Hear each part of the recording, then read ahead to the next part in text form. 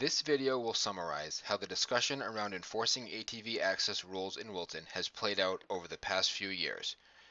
You will see clips featuring statements from town officials, residents, law enforcement, and ATV clubs. Back in 2021, when the idea of ATV access roads was first brought up, two methods of enforcing the rules were discussed. First, we hear Tom wanting to see what the police chief thought about it. Thank you. Tom? I think it'd be important to get Heidi's impression on how she's going to enforce this. So maybe whether she comes to the Zoom meeting or she sends us something in writing, it would be helpful. He also suggested that the ATV club who is asking for access should be involved. Okay, well, here's my other suggestion. I think you should charge the ATV club to come up with the rules. And then we'll decide as a select board if they're acceptable or not. I think they need to develop the rules they have to live by. Just a draft. And draft, and then we can review, modify, or not say no. But I think they need to come up with the rules and charge them with it. And until they do, we aren't gonna give them approval to go. And they're the ones that are gonna decide when it opens and when it closes. And they're the ones that are gonna decide when somebody goes too fast, they're gonna have to help police it. And if they're gonna be successful in making this work, they've gotta be the ones that police their own problem or their issue. Next, Perry presents the club's perspective. I don't know that just saying to the Temple Club, you need to regulate this thing, because that isn't really gonna regulate it either, because it's, Perry Elsters might be going through there and he might not know what the rules are. He makes an important point about the club not having control outside of its own members. Next, we will hear from the president of the Temple Trail Riders Club. We will help somebody, but if there's people that are, not obeying the rules, we have to be notified so we either can get a warden out there and, kind of police the areas or whatever. David also sees police as the solution to people not following the rules. I mean, you're always gonna have that yahoo out there but the police can deal with them. Yeah.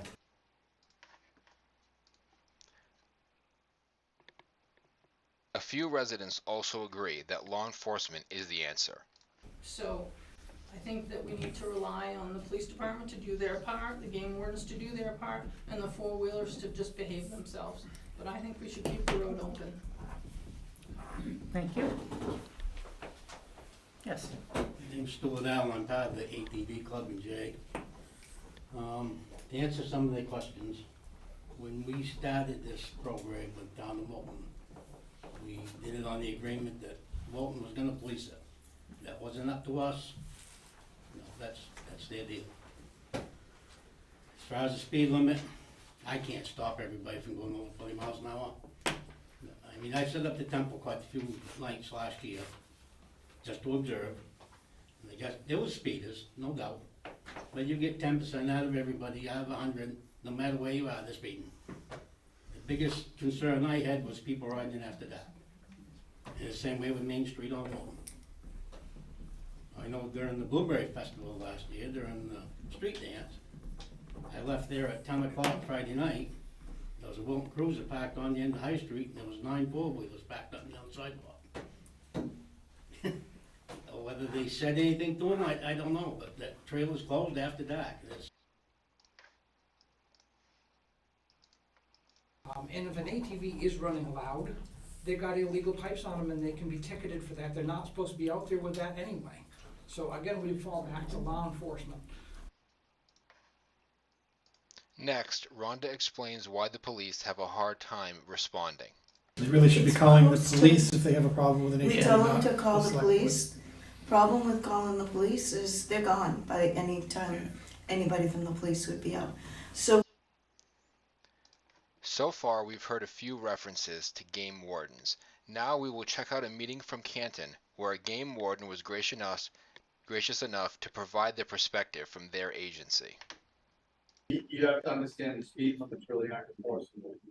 That's true, but if the town says this will be an access route, but we want you to do this, it's an advisory. Exactly, I mean, that's some of the problems you have with an access route, is what the actual legal. And that's why we wanted law enforcement. Thank you very much. Yep. The law enforcement we have here, do you have any things good, bad to say about these routes that you've seen? And things that you can and can't do in terms of enforcement, I guess. So how things would be from your end? The warden service, he said they're not designed to be on the road. The speed limits are gonna be a suggestion. Obviously, the sheriff's office could enforce like a motor vehicle speed limit if they're above the posted state speed limit. But as far as Title 12, game warden, ATV enforcement, the only thing we have is a reckless operation and an operating to endanger. Those are both crimes. The standard to prove that is very high. The district attorney's office is not interested in those cases, to be quite honest with you. They dismiss a lot of our tickets and make deals. Nobody's held accountable. They're not interested in us writing ATV tickets right now because they're still backlogged from COVID. So if you get somebody flying up and down Staples Hill and they're violating your posted suggested speed limit, there's nothing the warden service is going to be able to do until it gets reckless or somebody gets hurt. The sheriff's office may be able to do something with a posted motor vehicle speed limit issue with their radar, but we don't enforce speed limits.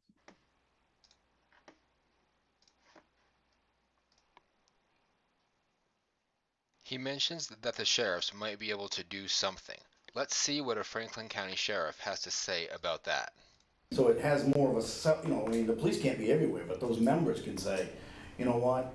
In other words, if you put pressure on, there's a better chance that they could conform. So anyway, my thought was, like I said, a year, we write a letter to the groups explaining it and saying if this gets out of hand, this will go away, that kind of thing, and then monitor it, and the police can report back if there's any issues at all. The only thing I would say is, the statute says stay to the right, a lot of towns put 45-mile-an-hour speed limits, so on and so forth. Really, those aren't enforceable by state statute, they're suggestions, so. You can't enforce the speed limit? Not for an ATV. Not with an ATV. Really? Yeah. So you can drive an ATV as fast as you want? Well, if you're driving to a danger or something of that nature in Title 12, but as far as. So they're not, that speed limit is just a suggestion for anything other than car? Pretty much. Well, New Hampshire has it at 45, right? 25. New Hampshire has it written in their law. The question of whether the police can legally pull over ATVs would only matter if they have the resources to patrol the road. We don't have time, we're busy answering calls. I know, like, I had a lady call us a couple weekends ago about ATVers on Temple Road, and I looked to see our call history of what we did that weekend, and we had over 30 calls for service that weekend. I'm like, we don't have time to get up there. I mean, we're 2 days and we got 30 calls for service. That's kind of. And even if they do have the resources to chase ATVs, a Daily Bulldog article from 2009 shows the police chief saying that their policy is not to do so.